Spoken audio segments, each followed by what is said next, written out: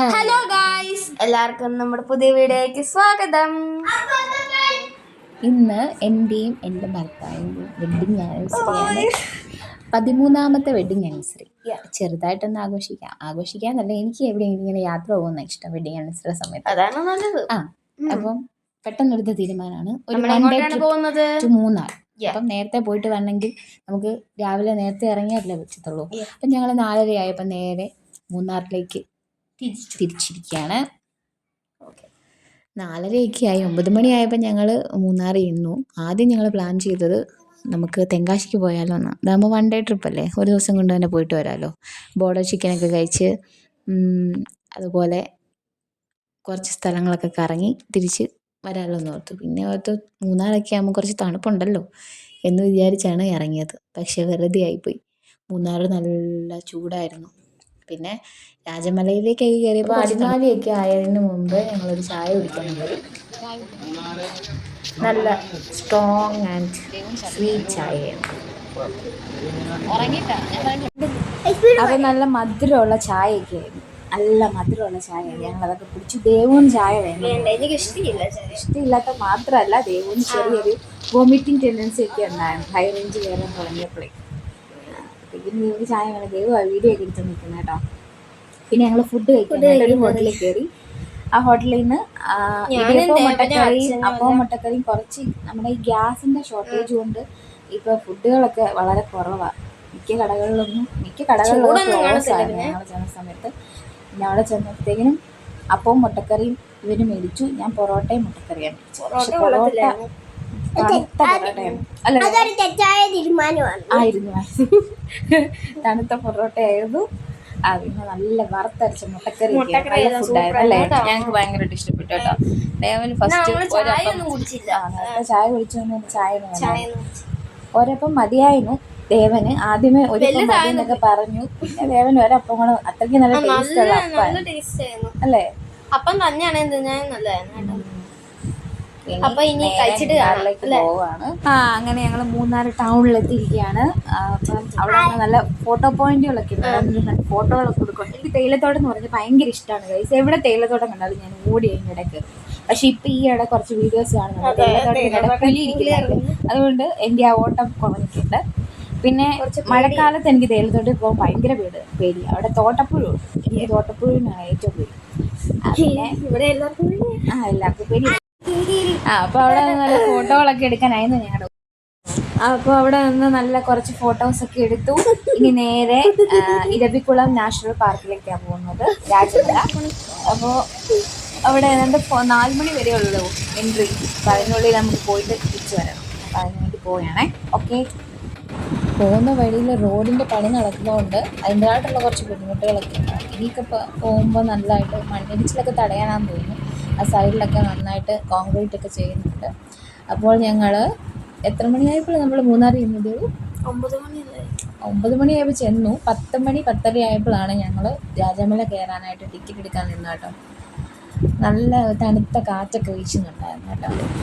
അപ്പോൾ ഇനി രാജമലയിലേക്കുള്ള ടിക്കറ്റ് കൗണ്ടറിലേക്കുള്ള യാത്രയാണ്. അവിടെ ചെന്നപ്പോഴാണ് മനസ്സിലായത് നല്ല തിരക്കുണ്ടായിരുന്നു. തിരക്കെന്ന് പറഞ്ഞാൽ ചൊവ്വാഴ്ചയായിട്ട് ഇത്രയും തിരക്കോ?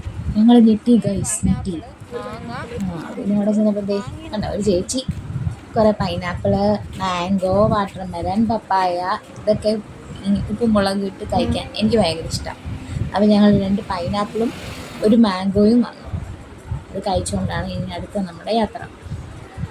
അപ്പോൾ അവിടെ ചെന്ന് ടിക്കറ്റ് എടുക്കണം. അഡൾട്ട്സിന് 200 രൂപയും 5 വയസ്സ് മുതൽ 12 വയസ്സ് വരെയുള്ള കുട്ടികൾക്ക് 150 രൂപയാണ് ടിക്കറ്റ് റേറ്റ് എന്ന് പറയുന്നത്.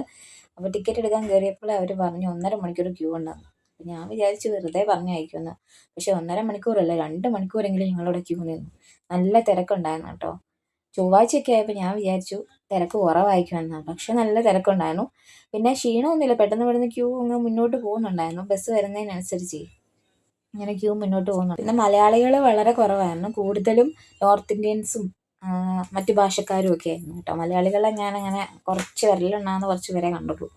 ബാക്കിയൊക്കെ നോർത്ത് ഇന്ത്യൻസ് ആയിരുന്നു. അങ്ങനെ കുറേ നേരം അവിടെ നിന്നു. അത് കഴിഞ്ഞിട്ട് നമ്മുടെ വണ്ടി വന്നു. വണ്ടിയിൽ അധികം ആൾക്കാർ ഇങ്ങനെ കുത്തി നിറയ്ക്കുന്ന പരിപാടിയൊന്നുമില്ല കേട്ടോ. Correct seating അറേഞ്ച്മെൻറ്റാണ്. 21 പേരെ വീതമാണ് കയറ്റുന്നത്.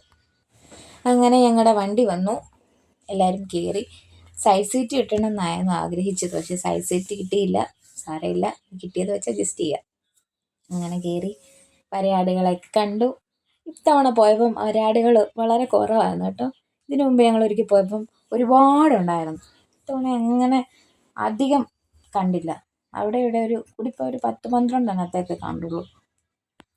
നല്ല ക്ലൈമറ്റ് ആയിരുന്നു, നല്ല തണുത്ത കാറ്റൊക്കെ വീശും. അപ്പോൾ ഗൈസ്, ഞങ്ങൾ ഓരോ കാഴ്ചകൾ കണ്ടിങ്ങനെ നടക്കുവാണ്.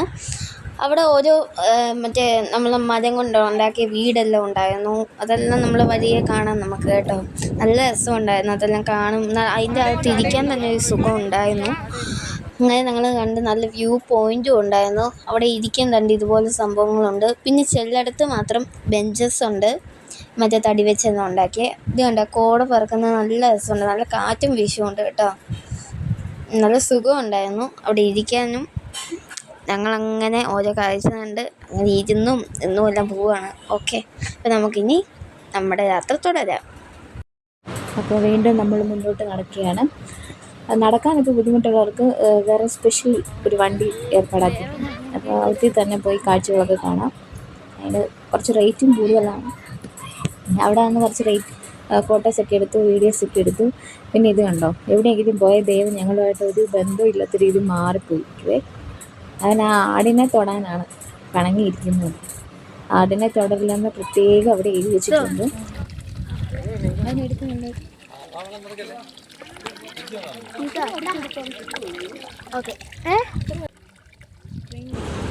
ഇതാണ് സ്പ്രിംഗ് വാട്ടർ കോർണർ. നമുക്ക് അവിടെ നിന്ന് വെള്ളം കുടിക്കാനും വെള്ളം കളക്ട് ചെയ്തുകൊണ്ട് പോകാനും കുപ്പിക്കകത്തൊക്കെ നിറച്ചുകൊണ്ട് പോകുന്നുണ്ടായിരുന്നു. അങ്ങനെ കുറേ നല്ല കാറ്റുണ്ടായിരുന്നു കേട്ടോ. എൻ്റെ തൊപ്പിയൊക്കെ പറഞ്ഞ് താഴെ പോയി. പിന്നെ അങ്ങോട്ട് ചെന്നപ്പോഴത്തേക്കിനും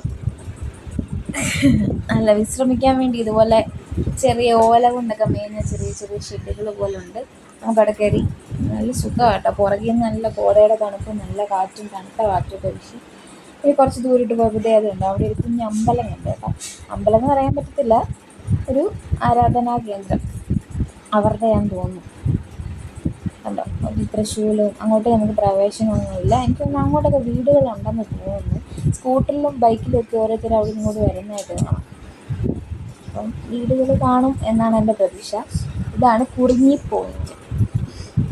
അപ്പം നീലക്കുറിഞ്ഞി ഉണ്ടാകുന്നത് കുറിഞ്ഞി വാക്ക് എന്നാണ് കേട്ടോ സ്ഥലത്തിൻ്റെ പേര്. അപ്പോൾ എനിക്ക് തോന്നുന്നു 2 സൈഡിലും നീലക്കുറിഞ്ഞി ഉണ്ടാകുന്ന സമയത്ത് 2 സൈഡിലും ഒക്കെ നീലക്കുറിഞ്ഞി ഉണ്ടായി നിൽക്കുമായിരിക്കും അല്ലേ?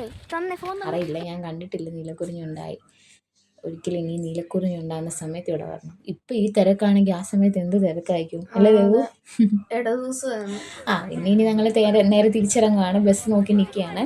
അപ്പം ഇങ്ങോട്ട് വന്നപ്പോഴുള്ള അതേ നിൽപ്പ് നമ്മൾ തിരിച്ചു പോകുമ്പോൾ നിൽക്കണം. കാരണം നല്ല തിരക്കുണ്ടല്ലോ. അപ്പോൾ അവിടെ നിന്ന സമയത്ത് നോക്കിയപ്പോൾ കണ്ടോ, എന്ത് കോടയാ. 2 മണി ആയതേ ഉള്ളൂ. ആ സമയത്തെ കോടയാണ്. ഈ ടൈമിൽ കയറുന്നവർക്ക് ബെസ്റ്റ് ടൈം ആയിരിക്കും. നല്ല സീനറി, നല്ല തണുപ്പൊക്കെ. ഞങ്ങൾക്ക് പോയ സമയത്തും തണുപ്പൊക്കെ ഉണ്ടായിരുന്നു, കോടയൊക്കെ ഉണ്ടായിരുന്നു. പക്ഷേ അതാണ് ഏറ്റവും ബെസ്റ്റ് ടൈം എന്ന് എനിക്ക് തോന്നുന്നത്. പിന്നെ തിരിച്ച് കയറിയപ്പം വിൻഡോ സീറ്റ് കിട്ടി. അങ്ങോട്ട് പോകുമ്പോൾ വിൻഡോ സീറ്റ് കിട്ടിയില്ല കേട്ടോ. എല്ലാവരും വിൻഡോ സീറ്റ് കയറിയിരുന്നു. ഞങ്ങൾക്ക് അതിൻ്റെ അടുത്ത് സീറ്റാണ് കിട്ടിയത്. അതുകൊണ്ട് തിരിച്ച് വന്നപ്പോൾ വിൻഡോ സീറ്റൊക്കെ കിട്ടി.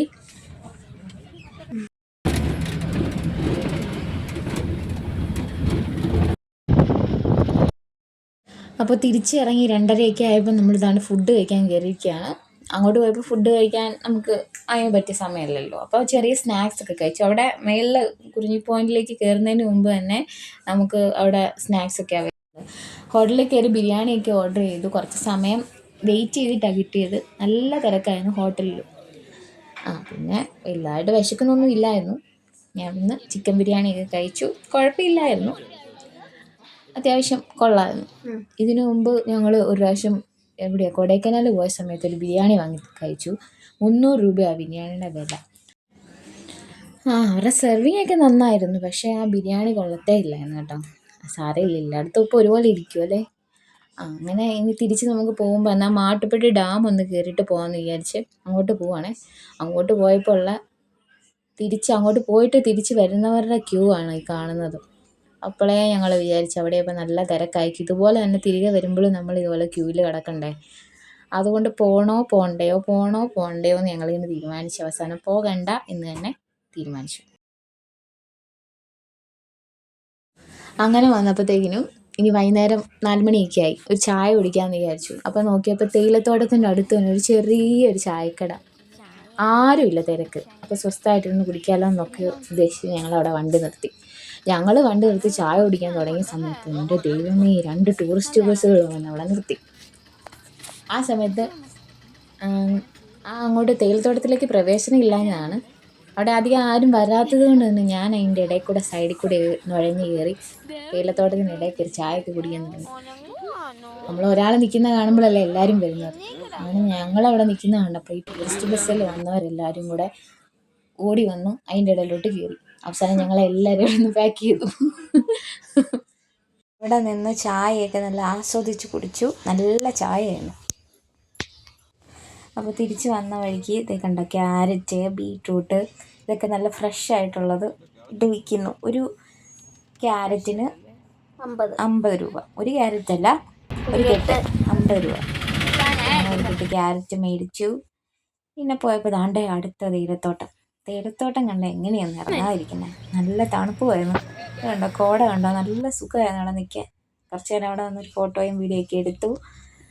പിന്നെ നേരെ ഞങ്ങൾ തിരികെ വീട്ടിലേക്ക് പോന്നു. അമ്മ